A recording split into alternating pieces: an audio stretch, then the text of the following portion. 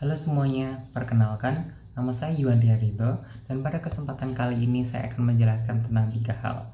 Yang pertama yaitu torque testing atau uji torsi.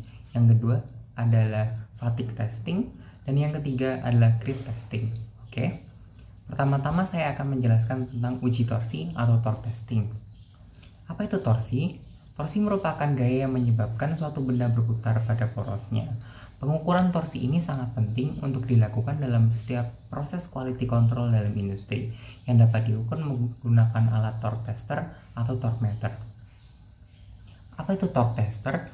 Torque tester adalah alat yang berfungsi untuk melakukan pengujian dan kalibrasi alat yang dikontrol oleh torsi. Torsi sendiri terbagi menjadi 2 jenis, yaitu torsi statis dan torsi dinamis.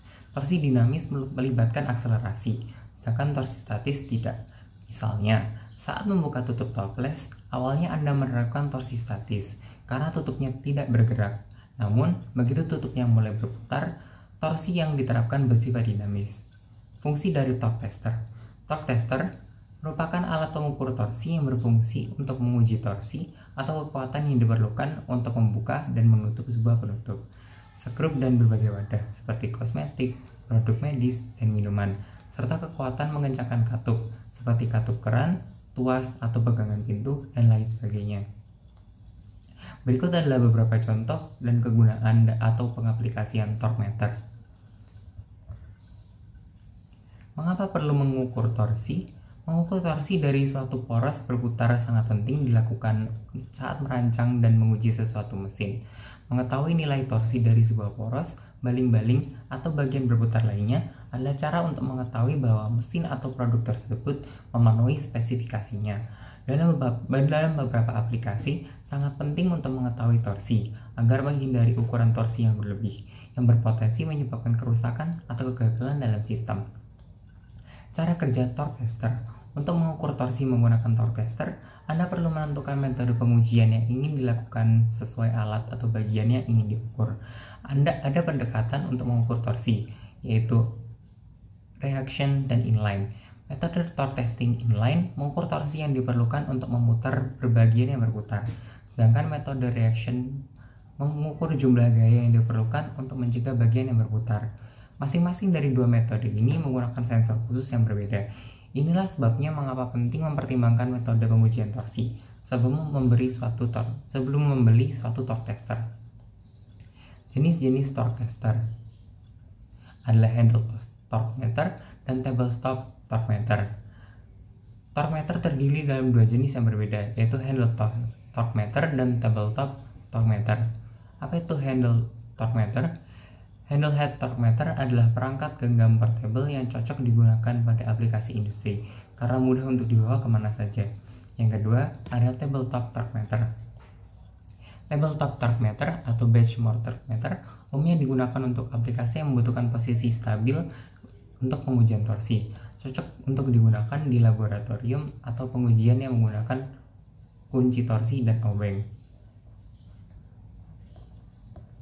Yang kedua, saya akan menjelaskan tentang fatigue test. Apa itu fatigue test? Mungkin fatigue test menjadi istilah yang cukup asing di telinga beberapa orang, sehingga masih banyak orang yang belum mengetahui arti dari istilah ini. Fatigue test atau tes fatigue adalah berupa material yang dibangkitkan dengan memanfaatkan beban siklik dengan frekuensi uji yang disesuaikan. Hasil dari pengujian fatigue ini biasanya disajikan dalam bentuk diagram siklus beban atau tegangan. Struktur yang mengalami fatigue dapat menimbulkan sejumlah dampak negatif yang cukup besar. Kegagalan material biasanya ditandai dengan kerusakan secara tiba-tiba yang terjadi pada tingkat tegangan di bawah tegangan leleh dari suatu material. Pengertian fatigue. Fatigue sendiri merupakan bentuk kegagalan yang terjadi pada suatu struktur. Hal ini umumnya disebabkan oleh dinamika yang berfluktuasi di bawah yield strength dan terjadi dalam jangka waktu yang panjang atau berulang-ulang. Mekanisme terjadinya perpatahan fatigue ini diawali dengan surface material yang lemah, kemudian merambat ke dalam hingga ke seluruh material. Patahan tersebut bisa terjadi secara mendadak atau katastrofik tanpa adanya deformasi plastis.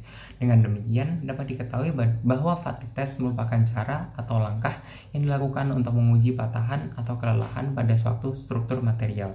Uji fatigue sendiri terdiri dari 2 langkah. yaitu memulai retakan dan perambatan retakan hingga retak total. Umur dari kelelahan bisa diketahui sejak kelelahan retak pertama kali dimulai, dan proses kelelahan diuraikan ketika pertama kali diperiksa. Contohnya adalah poros mesin, roda gigi, pada poros yang berputar. Di sisi lain, struktur yang memiliki ukuran yang besar umumnya selalu berisi sebelum terjadinya retakan. Kasus ini biasanya ditemui pada kapal, jembatan, maupun pesawat terbang.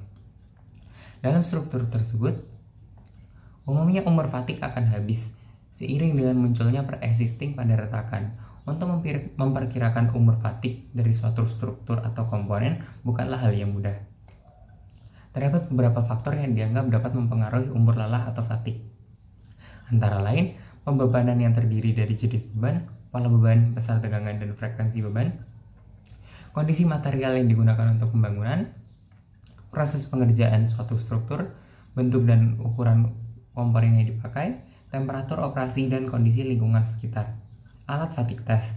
Alat fatik test atau biasa disebut mesin uji fatik ini digunakan untuk menguji karakteristik fatik, uji pertumbuhan para retak dan retak logam, umur kelelahan, dan komponen lainnya. Mesin ini bekerja sesuai dengan prinsip resonansi elektromagnetik dengan mengandalkan getaran elektromagnetik. Untuk penguji fatik, diperlukan pengujian frekuensi di beberapa gigi. Proses ini memang sedikit merepotkan, tetapi penyesuaian ini akan memudahkan Anda dalam melakukan pengujian. Setelah frekuensi dilakukan, mesin penguji harus dilengkapi dengan berbagai perlengkapan yang sesuai. Dalam hal ini bisa dilakukan uji lentur 3 titik, uji tekuk di 4 titik, uji tarik pelat tebal, uji pelat tipis, uji tarik lantai, dan beberapa uji lainnya. Setelah itu, pengujian fatik dapat dilakukan dengan sesuai prosedur. Fungsi fatik test. Sebagaimana namanya, fatik test adalah sebuah alat atau mesin yang dimanfaatkan untuk mengetahui karakteristik dalam berbagai komponen yang akan dilakukan. Dengan melakukan pengujian fatik, Anda bisa mengetahui apakah komponen yang dipilih layak atau tidak untuk digunakan. Terdapat 3 metode yang dapat dilakukan dalam pengujian fatik. Yang pertama, dengan metode tegangan stres atau approach, menggunakan metode umur tegangan. Yang kedua biasa disebut strain life method, atau mengetahui umur pada regangan, sedangkan yang terakhir adalah metode pendekatan mekanik pada fraktur mekanik atau patahan. Ketiga metode ini sama-sama efektif, asalkan digunakan dalam kondisi yang tepat dan keadaan fatik yang sesuai. Itulah penjelasan mengenai fatik test, meliputi alat yang digunakan dan juga fungsinya. Informasi ini sangat penting untuk diketahui oleh banyak orang. Yang ketiga, saya akan menjelaskan tentang grip test atau uji Muller. Apa yang disebut dengan uji Muller? Uji Muller kadang-kadang disebut sebagai uji relasi tegangan yang digunakan untuk menentukan jumlah deformasi yang dialami material dari waktu ke waktu saat berada di bawah beban tarik atau tekan yang terus-menerus pada suhu konsisten. Uji Muller sangat penting untuk material yang diperlukan untuk menahan suatu operasi tertentu di bawah beban. Untuk material seperti logam atau paduan, sifat material berubah secara signifikan pada suhu yang lebih tinggi atau lebih rendah. Dengan memeriksa hasil uji Muller, para insinyur dapat menentukan deformasi material yang diharapkan dan menghindari kegagalan saat merancang sistem baru untuk kondisi lingkungan yang berbeda. Uji Muller biasanya dilakukan pada komponen dan material berikut. Pengerjaan logam, pegas, sambungan yang disorder, bahan bersuhu tinggi. Bagaimana cara melakukan uji Muller? Untuk menentukan sifat Muller, suatu bahan yang dikenai tegangan konstan yang berkepanjangan atau pembebanan kompresi pada suhu tinggi yang konstan. Saat pengujian, deformasi material dicatat pada intervensi waktu tertentu, dan keseluruhan data diplot pada diagram Muller versus waktu. Kemiringan pada titik manapun pada kurva ini dikenal sebagai laju Muller. Yang satunya dinyatakan dalam satuan inch per jam atau persen, perpanjangan per jam.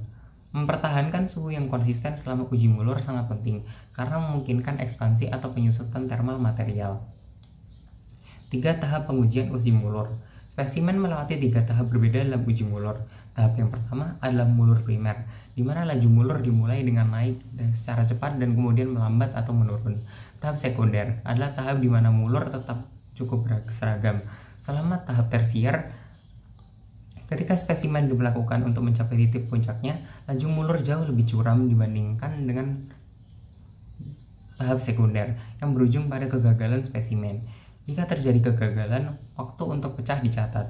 Jika spesimen tidak patah dalam proses uji mulur, pemulihan mulur dapat diukur. Beberapa contoh standar yang memerlukan pengujian mulur adalah ASTM E139, ASTM D2290, ASTM D2291, dan ASTM D2994. Untuk detail lebih lanjut tentang prosedur pengujiannya, silakan merujuk pada standar-standar tersebut. Bagaimana cara menentukan transaksi relaksasi regangan? Untuk menentukan tegangan dan relaksasi suatu material, spesimen dideformasi dalam jumlah tertentu dan penurunan tegangan dicatat selama periode pemaparan yang lama pada suhu tinggi yang konstan. Tingkat stres tren relaksasi adalah kemiringan kurva pada titik manapun. Demikianlah 3 penjelasan dari fatigue test, grip test, dan juga yang pertama yaitu uji mulur. Maka selesailah kesempatan kita pada hari ini. Terima kasih dan sampai jumpa lagi di kesempatan selanjutnya.